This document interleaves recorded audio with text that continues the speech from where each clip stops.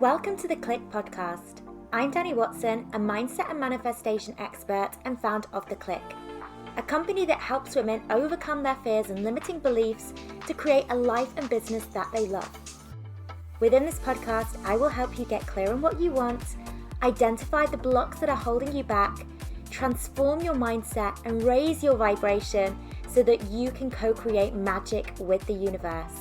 If you are looking to design a life that truly sets your soul on fire and manifest more success and abundance, then you are in the right place.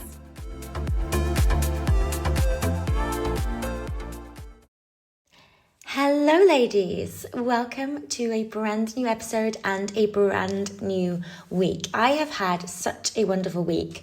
I think mainly because the weather has just been absolutely glorious where I am here in the south of Spain.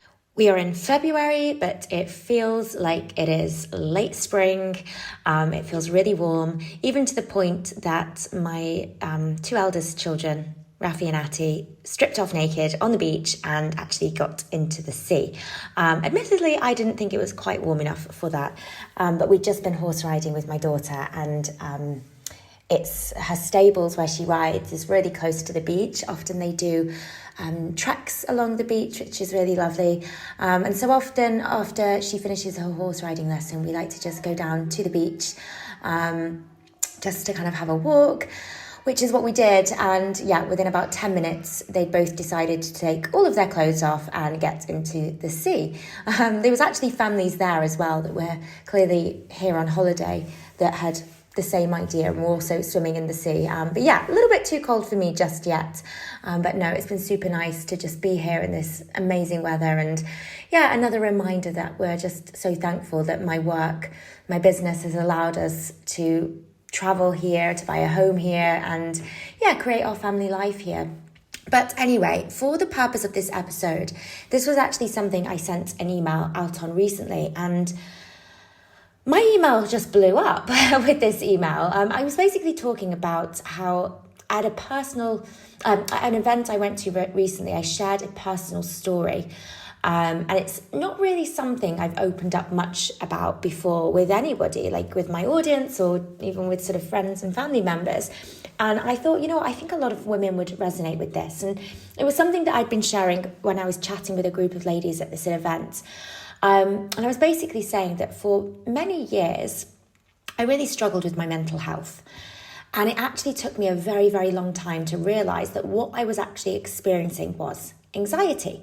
Because I had this very sort of idea of what anxiety looked like. It was very much debilitating. I always get that word wrong. Would make people like not take action. Maybe people would be quite reclusive with anxiety, not very confident, not really getting a lot done, really unmotivated to do things. Like that in my head was what anxiety was all about. But that wasn't me. On the surface, I was very much a high achiever. I was a doer. I was very much about taking action. I was also very sociable and outgoing. And even when I was having those tough days, I would just get on with it. So I very much wore my resilience to just get on with it as a badge of honor. But it felt like when I did get quiet, so when I was on my own in those moments of silence, perhaps just before I went to bed at night, it was almost like that's when the anxiety really kicked in. So again, I wasn't really labeling it as anxiety. It was just negative chitter chatter. So I was really battling with self-doubt, feelings of unworthiness, and because I put such high standards and expectations on myself, my perfectionism, it constantly made me feel like I wasn't enough. I often overanalyzed everything. I overanalyzed what I assumed people were thinking about me, what I assumed people would say about me doing certain things. For example, getting into the personal development world. And so I had all of these sort of like anxious feelings, and it was almost like I could only really hear them when I slowed down and was silent. And during the day, I almost distracted myself from feeling what I was feeling by just being busy, by being super productive, by being really efficient and just getting on with things. But those feelings of anxiety were actually still there. And I later realized that what I was actually experiencing was high functioning anxiety. And what was really interesting was that because it was invisible to others, I felt a lot of shame in admitting that I had this. And definitely a lot of shame around discussing it with anybody. And I think this was why for so long I just sort of kept what I was feeling to myself. I didn't share it with anybody, not with family and friends. And I just wanted to kind of keep showing up as the strong one. And I think kind of coming back to this, that was partly tied in with this, I guess sort of from childhood, wanting to kind of be that peacekeeper, wanting to be the strong one, wanting to kind of be the independent one who could just, look after herself and get on with things and not need that support. A lot of my identity was weaved into being the strong one. But I realized a part of it was also just that shame of, I don't really want to discuss this with anybody because they're not going to get it. They probably won't believe me. Maybe they'll think I'm being too dramatic, a hypochondriac. I don't really think anybody is going to take this seriously if I tell them I've got what I think is anxiety. And it wasn't until I actually started working with a coach, which really provided me with this safe space to explore and to validate what I was actually feeling, and to actually make me kind of really own up to the fact that this was something that I was battling with, and it wasn't something to be ashamed of, and it was something that, I think there was the reminder there that we all have our stuff going on, and it's not a competition of who has things the worst, whose life is the worst. And it's almost as if, I sometimes felt when I got into the personal development space and I was reading all of these stories of people who had been through very, real hardships in their life and really significant, painful childhood traumas. And it almost made me feel like, well, I can't really talk about what's been going on for me because actually I've had it quite good in comparison. I've obviously had stuff that's gone on in my childhood, but I've come from a very loving family. My parents did the best they could with what they had. And it kind of gave me this sort of feeling of I can't complain about things, or perhaps even I can't really share my story or share what I'm experiencing because it's nothing in comparison to what other people go through. And I think for me, there was this real shift when I realized it's not a competition of who's had things the worst, because our pain and what we experience, it's all going to be relative to our own life. And it's whatever we are feeling, it is valid to us. And it doesn't matter that perhaps other people have things worse or have experienced life in a much more difficult way than us, because what we're feeling now, it is still valid. And it doesn't make us any less worthy of getting support or having our concerns listened to. Our pain and our anxieties, they are not mitigated just by the fact that we've perhaps had some good luck in life. And so for me was like a real wake-up call. And it's something that I actually want to remind you as well, because I've had this conversation often with clients, especially when they're in the coaching space and they're wanting to be this inspiration to others. And it almost feels like it's a competition between who's had it worse. And it's almost like the most successful I can be is dependent on how hard I've had it to begin with and how much I've had to climb to get out of the hole that I was in. And for some people, that hole is going to be very deep. And for other people, it's not really a hole at all. And so it almost feels as if their story is less deserving of being listened to because it hasn't been this real sort of rags to riches type of story, or this real sort of story of hardship. I think this is often why we perhaps don't necessarily commit fully to the healing work. We shy away from it because we just assume, well, actually, my life is good in comparison to other people, therefore I should just get on with things. And I see this so much play out with people that maybe kind of lightly dabble with personal development and mindset work and never really fully commit to it because they think, well, actually, in the grand scheme of things, my life isn't that bad. I should just soldier on with things. What I've noticed is an interesting pattern from my experience doing the inner work is that I have gone through phases where life has been going very, very good.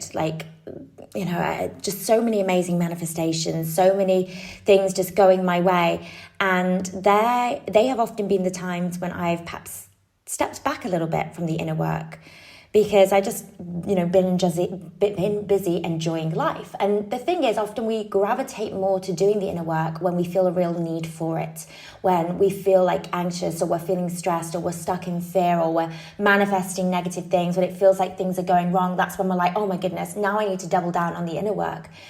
But I've started to realize that what if in the moments when things are going really, really well, that's when I choose to double down on the inner work, because then you're going from great to even better. And I've found when I've been able to do that, they have been the times when I've been able to create exponential growth, because the starting point from when I'm doing everything, this kind of the benchmark from where I'm starting from is actually a lot higher. I'm not trying to drag myself out of this dark, deep pit. I'm actually at a place of feeling really good and thinking, right, how can I really now ramp things up a little bit? So yeah, it's been an interesting thing for me to recognize within my own journey. And it's something I perhaps invite you to do as well, is don't wait for you to hit rock bottom before you fully commit to that inner work. But as I was saying, this sort of concept of high functioning anxiety, I think for me it was this double-edged sword, because it was something that I was feeling, and those feelings were very real and very valid.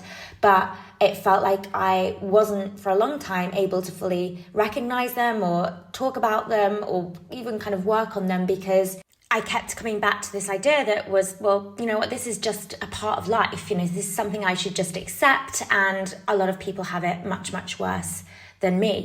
I can leave the house. I am performing well. I'm, not being a reclusive. Things aren't that bad.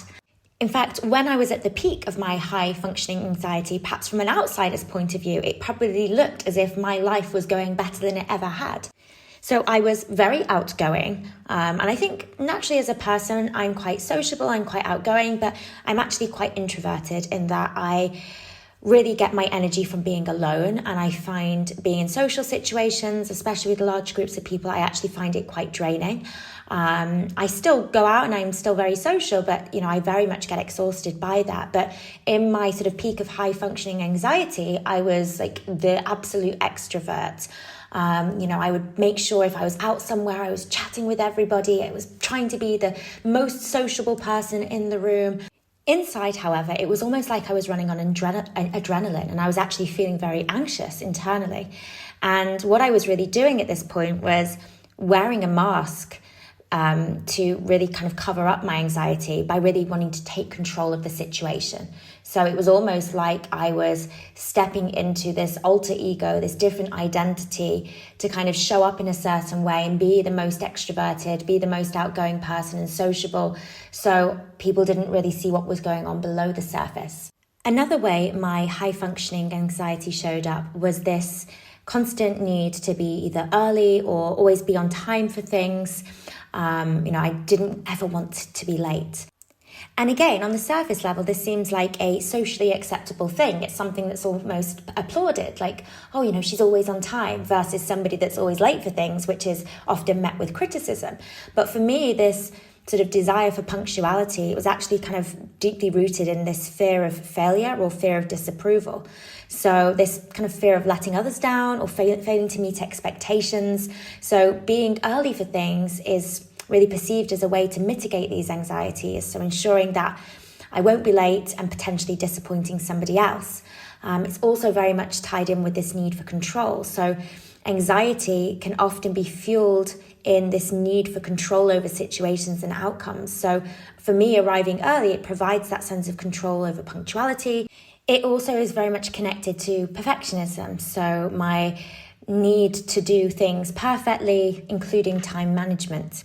Another trait of my high-functioning anxiety, which is often applauded by society, is proactive planning. So I love planning things meticulously. I love being really organized with, things that I've got coming up. So let's say it was a holiday, I'd want to have every sort of little detail of that holiday meticulously planned to kind of avoid things not going how I want them to go. And then also just being organized in general, like organized within my home, within, my work, just kind of keeping everything as ordered as possible.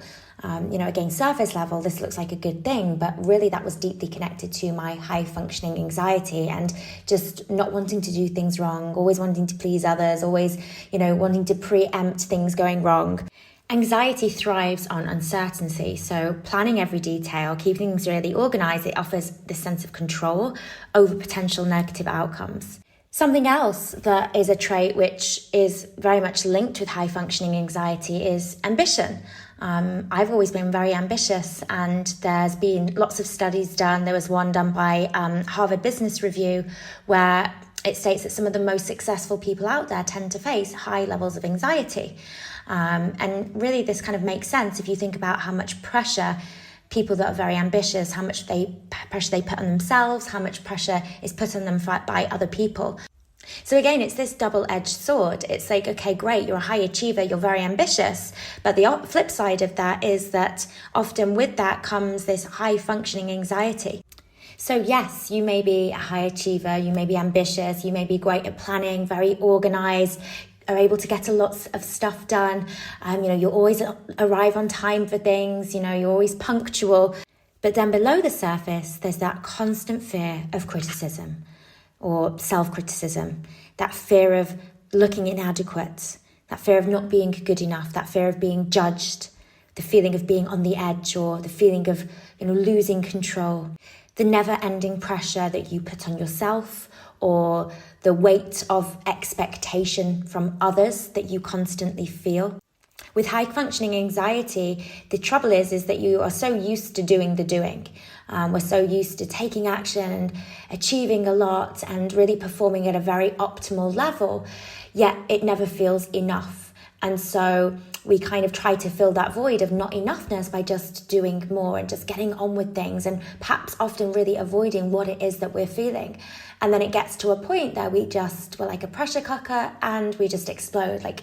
And this is where, we see, especially with women in the workplace, where they have that experience of stress or burnout or just completely then feel disconnected from their work because it feels like there's only so much I can give and I've given my all and it still doesn't feel like it's enough. And so they just then kind of think I just don't want this anymore. So I see this a lot with the clients that I work with, especially executive women within the corporate space who are in these very sort of senior roles within their work, and they've got there often, through living through high-functioning anxiety. Again, the qualities of high-functioning anxiety have helped them get to where they are, but the flip side of that is that the high-functioning anxiety is also going to be the thing that takes everything away from them, because they can operate at that level but only do so for so long before things just all seem to fall apart. They get to that place where the stress just is too much. What I've really noticed is a common trait both in myself and actually other women that I've worked with who experience high functioning anxiety is that they tend to have this either or mentality. It's either that they're all in or completely off, and they kind of will flip between the two. So it's almost this cycle of really high functioning, go-getter, doing as much as they can, to the point where they're like, right, I've got nothing left to give now, and they just completely collapse.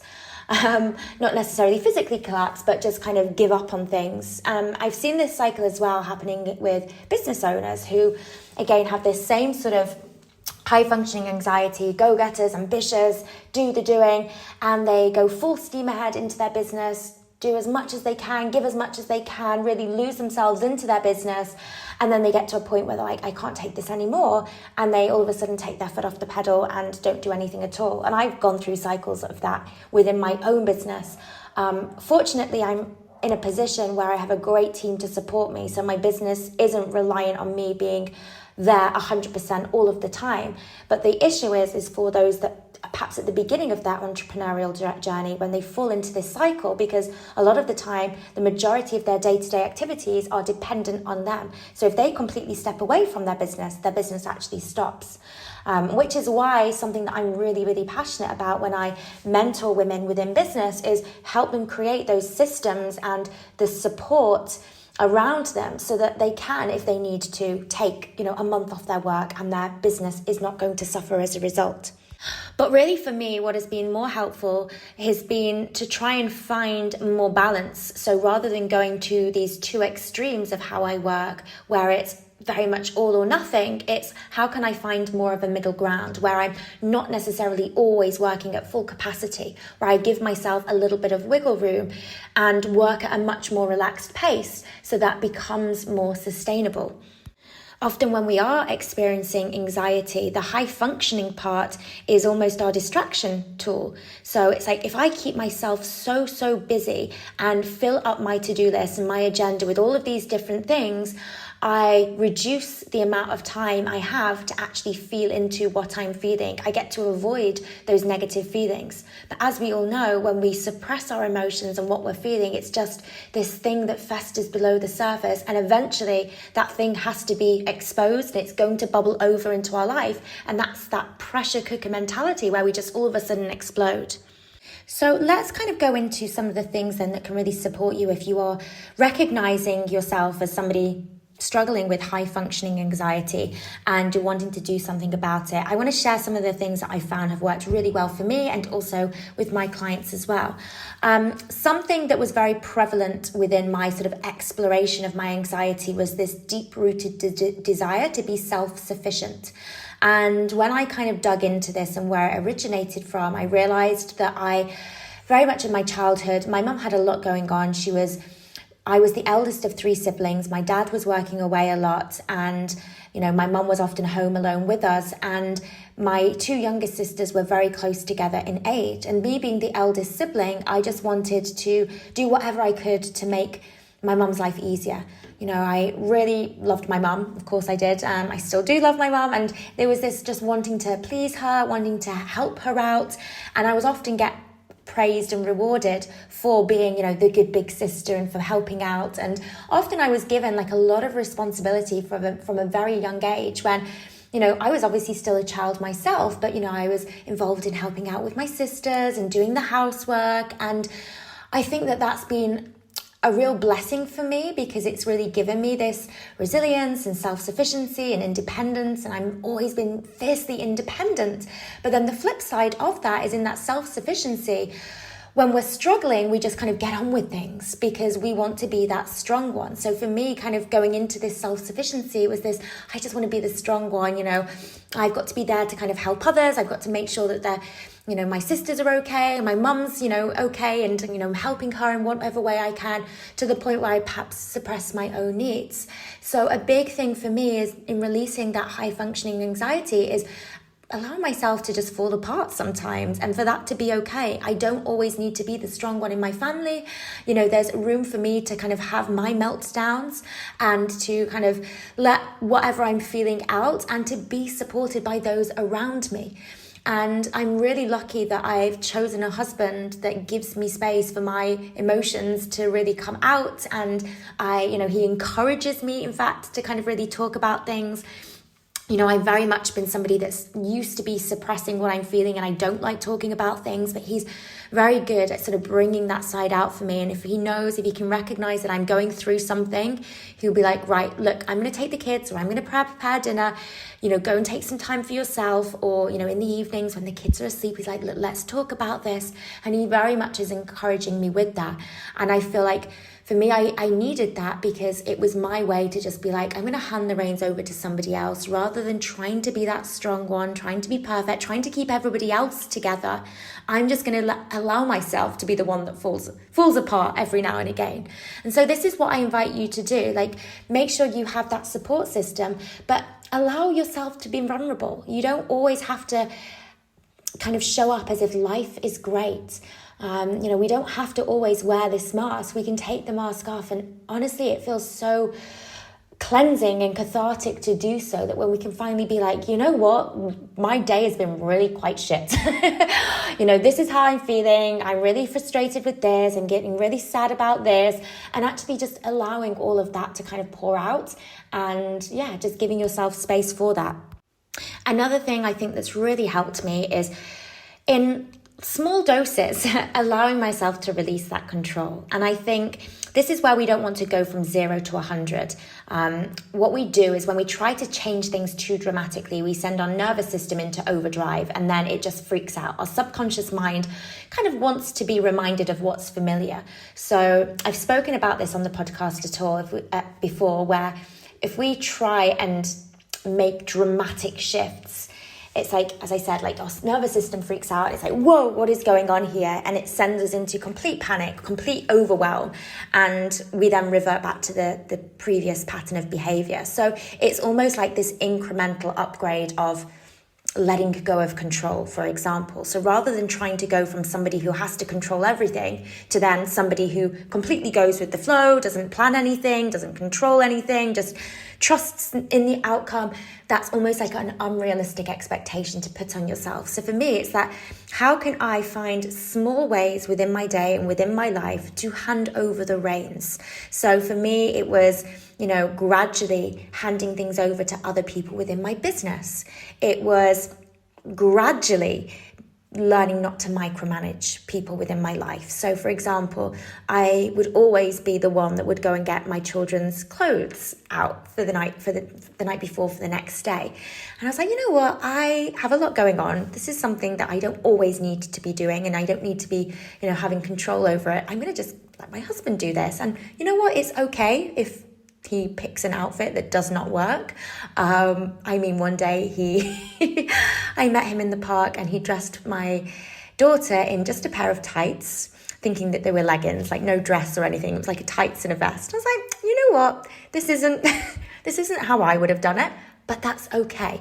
So it's almost like allowing things to not go how you want them to, not making everything a big deal. It's not sweating the small stuff, and actually really conserving your energy for the things that really matter. So just kind of letting go of that control over the things that really don't matter in the grand scheme of things. We can still want to have a certain element of control about the things that we do really care about and the things that are really important to us. But for some of the small stuff, let those things go a little bit more. So how can you do this within your own life? How can you relinquish a little bit of that control that you have? So maybe it's in the way that somebody does the housework in your house. Maybe it's, if you're in a business, the way somebody does things within your business. Yes, we can give kind of kind and compassionate feedback to people and, give them guidance on how we like doing things, but it's just then letting them be and trusting that things will get done, maybe not necessarily exactly how you want them to be done, but things will get done. And conserve your energy for the things that are really important. Then when it comes to organization and planning, this comes back to control, like relinquishing a little bit of that control every now and again. So maybe you really thrive on having a very rigid, structured calendar that's really kind of filled with lots of things, but making sure you're carving in that intentional time where nothing is scheduled and allowing yourself to be guided in that moment. Like, what do I feel called to do here? What do I need to do for myself? Rather than always having these like back-to-back meetings or back-to-back things that you need to do. What you're doing then is you're creating some space to kind of really tune in with, how do I feel? What does my body need from me? Is there anything that, emotions that are coming up here that I need to really pay attention to? And letting yourself be guided by your emotions and by your intuition and kind of just feeling into what you need at that time. What we're doing here is we're also creating a safe space for us to lean into what we're actually feeling, rather than just avoiding what we're feeling by being in this cycle of constant productivity and constant busyness. We're making sure that throughout our day, we've got those spaces of intentional quiet time to really tune into ourselves. So that's something again that I invite you to do, which I found has really, really supported me in managing my high functioning anxiety as well. So yeah, I'd love to know who resonates with this. Do you see yourself as somebody that perhaps, has got it all together, yet below the surface, you perhaps have these sort of anxious thoughts, but from an outsider's point of view, you're higher functioning, you've got your life together, and maybe you're, like I was, kind of worried or holding back from really sharing what you're feeling because you kind of want to be perceived as this strong one. Let me know. I'd love to kind of chat with you more about this. Come and say hello, Dani_Watson_coaching. You can connect with me on Instagram there. Yes, thank you ladies for tuning in, and I will wish you a wonderful week, and I will catch you on the next episode. If you're wanting to build your own successful online coaching business, make sure to check out Freedom, Abundance and Impact, our free 10-day business and mindset course for coaches and aspiring coaches. To access, simply head to wearetheclique.com and click free course in the menu.